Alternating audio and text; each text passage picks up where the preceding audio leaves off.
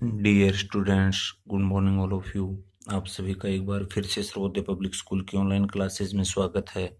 प्यारे बच्चों, अपन पढ़ रहे थे थर्ड यूनिट में भारतीय लोकतंत्र के समक्ष जो चुनौतियां हैं उनके संबंध में, जिसमें अपन ने 3 लेसन पढ़ लिए। आज पढ़ेंगे अपन चौथा लेसन, गठबंधन की राजनीति। तो सबसे पहले अपन ये देखेंगे कि गठबंधन की राजनीति का अर्थ क्या होता है। कहेंगे किसे गठबंधन की राजनीति, यानी कि गठबंधन की राजनीति का अर्थ। सामान्य तौर पर अपन देखें तो कई बार ऐसी स्थिति अपने सामने आ जाती है जब किसी भी दल को, जो राजनीतिक दल होते हैं, जैसे अपने कांग्रेस है, बीजेपी है, बसपा है, सपा है, समाजवादी कम्युनिस्ट पार्टी है और अन्य जो अनेकों अनेक दल हैं अपने भारत के अंदर, अगर इन दलों में से किसी भी एक दल को अगर स्पष्ट बहुमत नहीं मिलता है, तब इस प्रकार की गठबंधन की राजनीति की नौबत आती है। जैसे अगर इसके अपन अर्थ में इन शब्दों को समाहित करें तो मैं कह सकता हूं, जब कई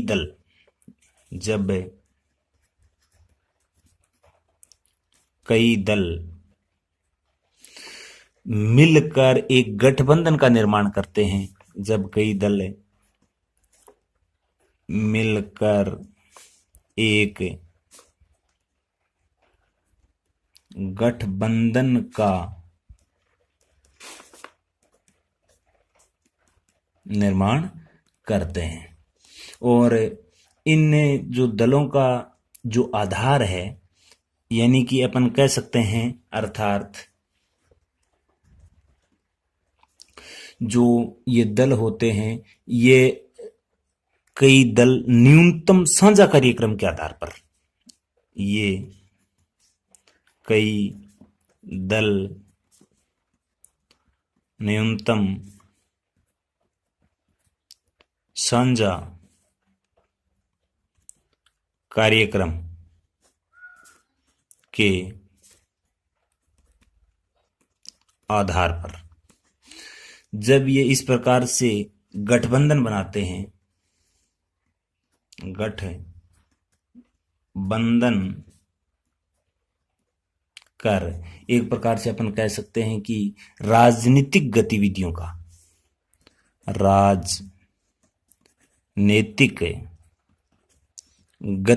का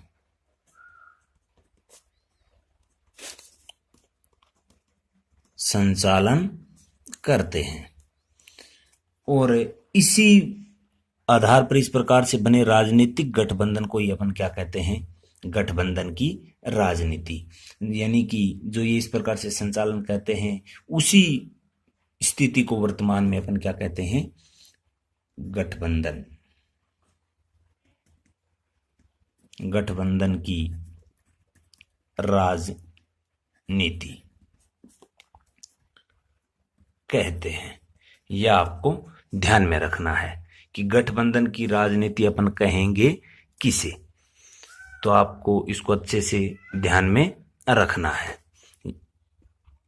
यानी कि सीधे से अर्थों में राजनीतिक गठबंधन का अर्थ हो गया जब किसी भी राजनीतिक दल को सत्ता में आने के लिए पूर्ण बहुमत नहीं मिलता है, तब वो कई दल मिलकर अपनी राजनीतिक गतिविधियों के संचालन के लिए गठबंधन करते हैं और सत्ता में आते हैं। उसी को अपन राजनीतिक गठबंधन कहते हैं।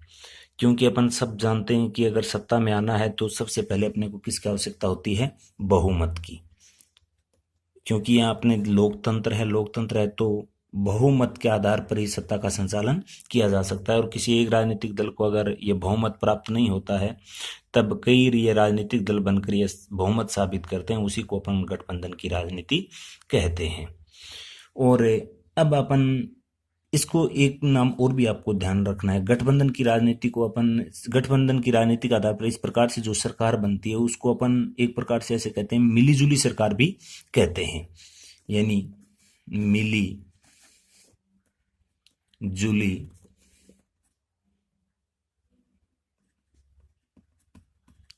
सरकार भी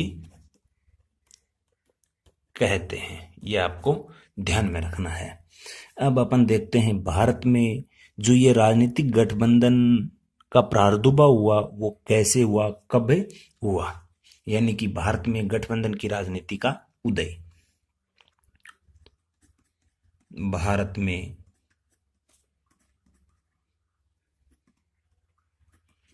गठबंधन की राजनीति का उदय, ये आपको ध्यान में रखना है कि भारत में इसकी शुरुआत कब से हुई थी। तो मैं आपको बता देता हूं, जैसे ही अपना देश आज़ाद हो उसके बाद में 1951-52 में जब पहली बार चुनाव हुए थे तो कांग्रेस की एक प्रकार से अपन कह सकते हैं कि एकाएक पूर्ण बहुमत के साथ सरकार बनी थी, और इस प्रकार से लगातार 3 आम चुनाव में कांग्रेस का वर्चस्व रहा था पूरे हिंदुस्तान के अंदर। प्रथम 3 चुनाव के अंदर, प्रथम 3 आम चुनाव में, और चुनाव अपन सब जानते हैं 5 वर्ष के अंतराल से होते हैं। तो कहने का मतलब ये हो गया कि लगभग 15 वर्ष तक हिंदुस्तान के अंदर कांग्रेस का ही शासन एक तरफा सा रहा, अर्थात उसका वर्चस्व रहा। लेकिन बाद में इस जो ये कांग्रेस जो संगठन है एक, इस संगठन में आंतरिक एक प्रकार से अपन कह सकते हैं कि विद्वेषता के चलते एक कुछ समय बाद जब ये चौथे आम चुनाव हुए तब केंद्र में तो इनकी सरकार आ गई थी, लेकिन जो विभिन्न राज्य थे उनमें उनको बहुमत से हाथ धोना पड़ गया था कांग्रेस को, और जो कुछ राज्य हैं उनमें इनको बहुमत नहीं मिला, हालांकि ये सबसे बड़ा दल जरूर बना रहा था। तो ये जब ये चौथे आम चुनाव हुए थे, चौथे आम चुनाव में, ये चौथे आम चुनाव हुए थे 1967 तक। उससे पहले तक तो कांग्रेस का वर्चस्व रहा ही था, लेकिन आपसी फूट की वजह से जब 1967 के अंदर चौथे आम चुनाव हुए तो केंद्र में तो इनको एक प्रकार से अपन कह सकते हैं पूर्ण बहुमत मिल गया था, केंद्र में सरकार कांग्रेस की बन गई थी। लेकिन जैसे अपन बात करते हैं पंजाब की, राजस्थान की, यूपी की, इसमें इनको एक प्रकार से बहुमत से हाथ धोना पड़ गया था इन राज्यों में, यानी अपन कह सकते हैं कि राज्यों से इनको बहुमत से हाथ धोना पड़ा था, बहुमत से हाथ धोना पड़ गया था। कहने का भाव है इनको इन राज्यों में एक प्रकार से इनको बहुमत नहीं मिला, इनकी सीटें बहुमत से कम रह गई थी, लेकिन ये सबसे बड़े दल के रूप में फिर भी रही थी। इस प्रकार से ये अपन बात करते हैं केरल, उड़ीसा, तमिलनाडु, उस क्षेत्र में उनमें भी इनको कम सीटें मिली थी। तो कुल मिलाकर अपन कह सकते हैं कि इस चतुर्थ जो आम चुनाव थे उसके परिणाम में इस गठबंधन की राजनीति की शुरुआत हो गई थी। तो यहाँ से नंबर का क्वेश्चन उठ गया कि पहली बार भारत के अंदर इस गठबंधन की राजनीति की शुरुआत कब हुई, तो चौथे आम चुनाव में 1967 से, यानी प्रथम बार भारत में गठबंधन की राजनीति की शुरुआत चौथे आम चुनाव 1967 से हुई थी, ये आपको ध्यान में रखना है। और इस प्रकार से बाद में कुछ राज्यों में इस प्रकार से इनका विरोध होता चला गया, बढ़ता चला गया, बढ़ता चला गया। इस प्रकार से पहली बार केंद्र के अंदर कांग्रेस को बहुमत से हाथ धोना पड़ा था 1977 के आम चुनाव में। जनता पार्टी के नेतृत्व में उनकी सरकार बनी थी, यानी कि कहने का भाव है कांग्रेस बाहर हो गई थी और पहली बार गैर कांग्रेस सरकार बनी थी 1977 में। और उस समय जो आप प्रधानमंत्री आपको सभी लिखाए हुए हैं उसमें आप सब जानते हैं 1977 में मोरारजी देसाई प्रधानमंत्री बने थे, यानी 1977 में प्रथम बार केंद्र के अंदर गैर कांग्रेसी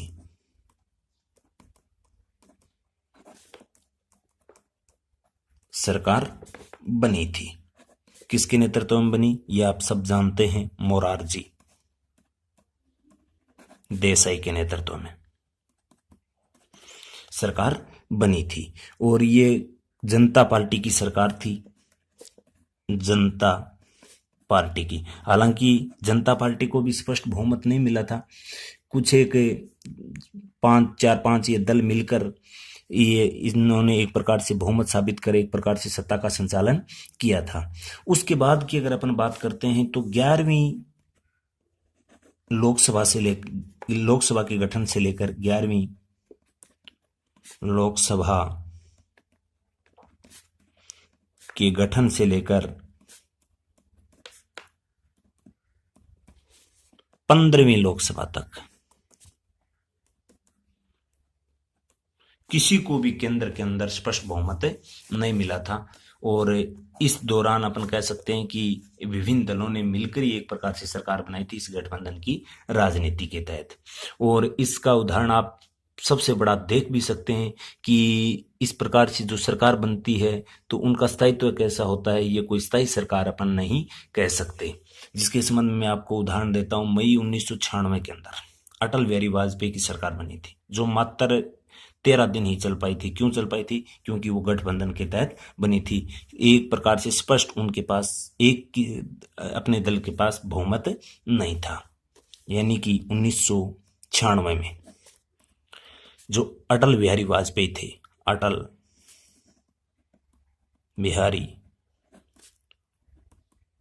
वाजपेयी की सरकार बनी, जो मात्र 13 दिन ही चली थी। आज तक के इतिहास में सबसे कम कार्यकाल रहा है इस सरकार का, अर्थात अपन कह सकते हैं अटल बिहारी वाजपेयी जो सबसे कम समय तक प्रधानमंत्री पद पर रहे थे, वो रहे थे अटल बिहारी वाजपेयी मात्र 13 दिन। उसके बाद से कांग्रेस के समर्थन से संयुक्त मोर्चे की सरकार बन गई थी और उसने अपना प्रधानमंत्री बदलना पड़ गया था। उसके बाद एच.डी. देवगौड़ा के स्थान पर इंद्र कुमार गुजराल प्रधानमंत्री बने थे। कहने का मतलब उसमें स्थिति डामाडोल रही थी। वाजपेयी जैसे ही हटे, उसके बाद में इसके जो अपने कांग्रेस ने संयुक्त मोर्चे के साथ मिलकर प्रधानमंत्री बनाया था और एच.डी. देवगौड़ा को, और एच.डी. देवगौड़ा के बाद में उसमें आपस में किसी भी कारण से अपन कह सकते हैं उस पर भी एक प्रकार से विश्वास हट गया। कांग्रेस में आपसी फूट की वजह से और की वजह से, या अपन कह सकते हैं उस संयुक्त मोर्चे ने उसको नकारने की कोशिश की। तो उसके बाद इंद्र कुमार गुजराल को प्रधानमंत्री बनाना पड़ा था और इस गठबंधन की राजनीति की शुरुआत यहाँ से गहरी हो गई थी। और धीरे धीरे भारतीय राजनीति में जो ये दो महत्वपूर्ण गठबंधन उभर कर आए, जो आप सब जानते हैं, एक अपन बोलते हैं एनडीए और एक बोलते हैं यूपीए। एनडीए और एक है यूपीए। ये भारत के दो सबसे बड़े गठबंधन हैं, जो एनडीए है और एक है यूपीए। जो एनडीए चलता है ये चलता है भाजपा के नेतृत्व में, भारतीय जनता पार्टी के नेतृत्व में, और यूपीए चलता है वह चलता है कांग्रेस के नेतृत्व में। वर्तमान में जो सरकार है वो एनडीए की सरकार है, लगातार दूसरी बार बनी है नरेंद्र मोदी के नेतृत्व में। पहले जो सरकार थी उससे पहले 2014 से पहले जो सरकार थी वो थी यूपीए की, जिसका नेतृत्व कर रहे थे अपने पूर्व प्रधानमंत्री डॉक्टर मनमोहन सिंह। अब आपसे ये पूछा जा सकता है भारतीय जो दो महान बड़े जो गठबंधन है उसके बारे में, तो एक एनडीए और एक यूपीए। अगर आपसे बात करें इस एनडीए की, तो एनडीए है वो इसके अपने बीजेपी के नेतृत्व में कार्य कर रहा है और इसका पूरा नाम है वह है राष्ट्रीय जनतांत्रिक गठबंधन। राष्ट्रीय जनतांत्रिक गठबंधन, ये नाम है एनडीए का, जो किसके नेतृत्व में चल रहा है? बीजेपी के नेतृत्व में। और जो यूपीए है वो कांग्रेस के नेतृत्व में चल रहा है, उसका नाम है संयुक्त प्रगतिशील गठबंधन, यूनाइटेड प्रोग्रेसिव एनालिसिस, यूपीए, यानी कि संयुक्त प्रगतिशील गठबंधन। ये आपको ध्यान में रखना है। यहां से क्वेश्चन पूछा जा सकता है कि एनडीए का पूरा नाम बताइए, यूपीए का पूरा नाम बताइए। एनडीए किसके नेतृत्व में? बीजेपी के नेतृत्व में, यूपीए कांग्रेस के नेतृत्व में। ये भी आपको ध्यान में रखना है। अब मैं आपको बताता हूं भारत में जो गठबंधनों का सरकारों का जो इतिहास रहा है उसके बारे में। अपन अच्छे से जानते हैं, आपको अभी बताया था मैंने, 1977 के अंदर आम चुनाव में पहली बार केंद्र से कांग्रेस सत्ता से बाहर हुई थी उसके बाद में लोकसभा में बहुमत नहीं मिला तो 5 दलों ने मिलकर जनता पार्टी की सरकार बनी थी, जिसके प्रधानमंत्री मोरारजी देसाई थे। और इस सरकार भी ये लंबे समय तक नहीं चल पाई थी, लेकिन इसमें जितने भी दल थे वो आपस में, इसका कारण ये था कि एक प्रकार से जो आपस में जो दल मिले हुए थे उसमें आपसी व्यवहार नहीं मिल सका। इस प्रकार से इस पार्टी के, इस जनता पार्टी के साथ एक प्रकार से अपन कह सकते हैं कि एक गठबंधन की सरकार की तरह ही व्यवहार होना लग गया था। और ये अपन कह सकते हैं एक प्रकार से मिली जुली सरकार चल रही थी, एक अस्थायी सरकार अपन कह सकते हैं। और इसी दौरान अपन कह सकते हैं इस अल्पकाल यानी कुछ ही समय के लिए ये सत्ता में रही थी और बाद में इसकी आपस में सदस्यों के मुद्दे पर आपस में बिखर गई। उसके बाद में जो प्रधानमंत्री बने थे 1979 के अंदर, वो आप सब जानते हैं, चौधरी चरण सिंह बने थे। और उसके बाद में कांग्रेस के बाहर समर्थन से बनाई और उसी समय कांग्रेस ने समर्थन वापस ले लिया, तो लोकसभा को सामना ही वो नहीं कर सके थे और नए चुनाव करवाने पड़े थे। यानी कहने का भाव हुआ कि मोरारजी देसाई के बाद में जो प्रधानमंत्री बने थे वो चौधरी चरण सिंह बने थे और वो कांग्रेस के समर्थन से बने थे। कांग्रेस ने समर्थन वापस ले लिया तो सरकार फिर गिर गई और फिर से दोबारा से लोकसभा के आम चुनाव करवाने पड़े थे। उसके बाद में अगर बात करते हैं अपन 1980 से 1989 के अंदर, 1980 से 84 के बीच में आप सब जानते हैं इंदिरा गांधी थी प्रधानमंत्री, इंदिरा गांधी। और 31 अक्टूबर 1984 को जैसे इंदिरा गांधी की हत्या की गई, उसके बाद में प्रधानमंत्री बने थे वह बने थे राजीव गांधी, इंदिरा गांधी के बेटे। और उसके बाद में आप अच्छे से जानते हैं जब ये 1984 के बाद में जब चुनाव हुए थे तो पूर्ण बहुमत के साथ कांग्रेस दोबारा से केंद्र में सत्ता में आई थी। उसमें 415 सीटें आई थी कांग्रेस के पास। उसके बाद में दिसंबर 1979 में वीपी सिंह बने थे, विश्वनाथ प्रताप सिंह के नेतृत्व में जनता दल की सरकार बनी। दो विरोधी विचारधारा दल आपस में ये भी ज्यादा लंबे समय तक नहीं टिके रहे। भारतीय जनता पार्टी एवं वामपंथी आपस में थे, तो वामपंथी और भारतीय जनता पार्टी एक प्रकार से विरोधी दल थे, ये लंबे समय तक सरकार नहीं चला पाए।